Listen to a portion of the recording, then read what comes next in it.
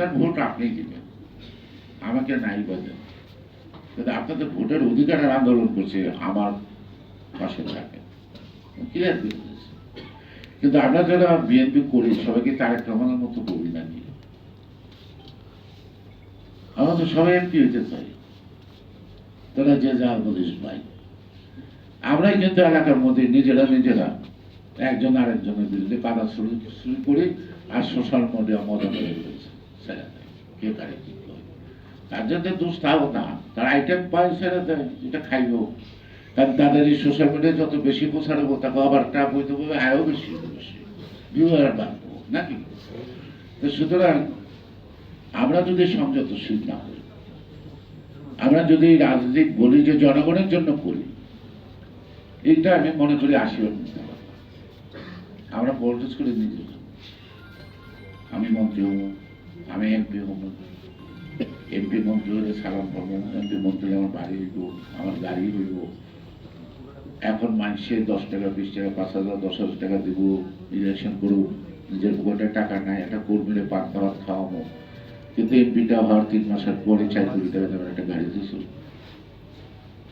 আমি আত্মসমালোচনা করছি, আমি কোনো দল বলে কথা বলছি না।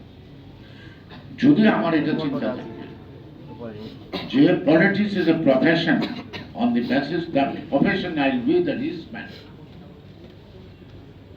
তাহলে আর জনগণ আমাদের দিকে টাকা কত করতে হবে? কেন ব্যথা? তো সুতরাং আমরা যদি সমস্যারে নামি যে আমরা গণতন্ত্র চাই, জনগণের অধিকার চাই, আর কিছু চাই না।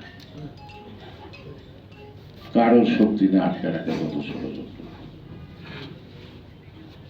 কোন শক্তি নেই।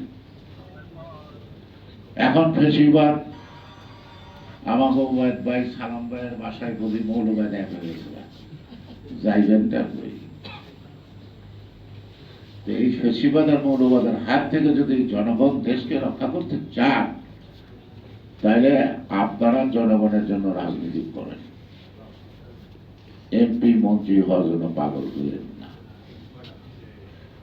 মিলাদে যদি চান, মিলাদে শ্রেষ্ঠ ভারত পাবেন, আর যদি তোমার জন্য মিলাদে চান, না যাওয়াই ভালো। কারণ আপনার ওই মিলাদের জন্য দোয়া করবেন, আলাদা কবুল করবেন, কারণ আপনাকে জন্য তোমার দোয়া করতে যান নাই। তো যাই হোক, মানে মনে করি বেশি কথা বলতে বেশি ভুল হবে, যেটুকু বলছি তার মধ্যে অনেক ভুল হইতে পারে, ভুল ত্রুটি ক্ষমা করবেন। আমি এখানে শেষ করি, আপনারা ভালো থাকেন, সুস্থ থাকেন এবং